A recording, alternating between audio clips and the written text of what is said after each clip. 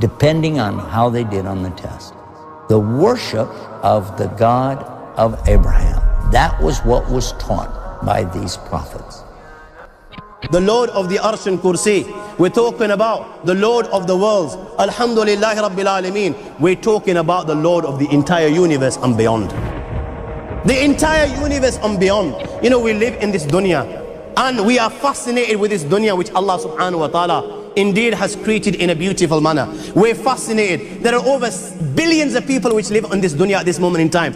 Over 6 billion people that live on the dunya at this moment in time. This dunya of Allah subhanahu wa ta'ala is so big that there is space in this dunya for billions and billions and billions or more people. But what is this dunya in comparison to what Allah subhanahu wa ta'ala has created out there?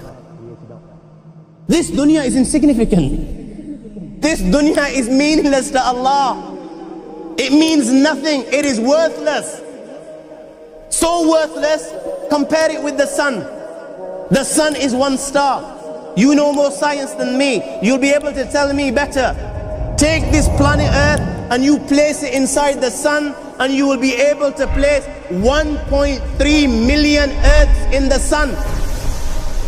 1.3 million Earths in the sun. Allahu Akbar. Allah is the greatest. The sun is one star. One star. There are stars out there which are millions of times bigger than the sun. You tell me this, that you need millions and millions of stars to make one galaxy. And then you tell me this, that there are zillions of galaxies out there. Let me tell you on top of this, my friend, after this, whatever you see above, when you raise your head and you look above, whatever you see above, the zillions and zillions and zillions of galaxies, let me tell you, this is everything there is within the first heaven. Everything there is within the first heaven, and Allah is the creator of 7 heavens. 7 heavens. And the distance between the first heaven and the second heaven is 500 years. You know, the distance that can be covered in 500 years, at what speed? Only Allah knows. Only Allah knows. But it will take 500 years to get from the first heaven to the second heaven. 500 years from the second to the third, third to the fourth, fourth to the fifth, fifth to the sixth, sixth to the seventh. Every time it will take 500 years. After the 7 heavens,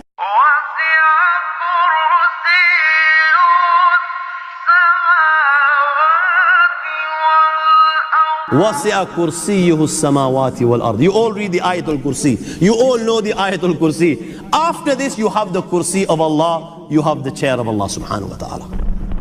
You know these 7 heavens that we've just talked about, in comparison to the Kursi of Allah, they're non-existent. They're meaningless. Rasulullah sallallahu alaihi wasallam has given an example in a hadith just to give us a little bit of understanding with regards to the 7 heavens in comparison to the Kursi of Allah.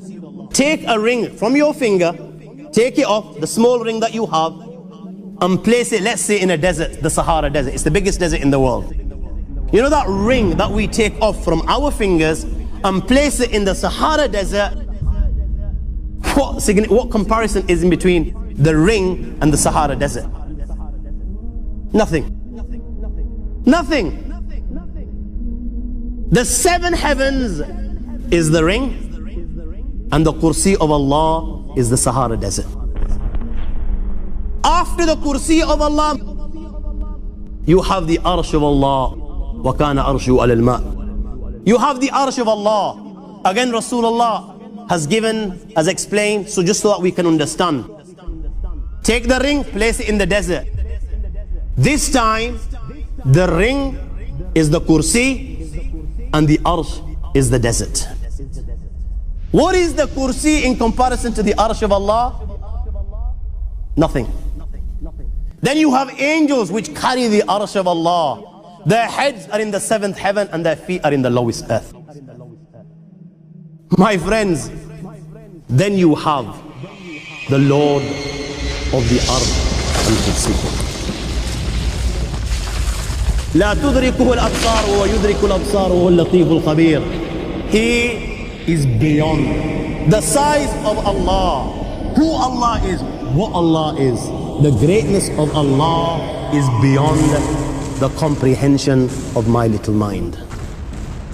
This is the being that you and I are messing with.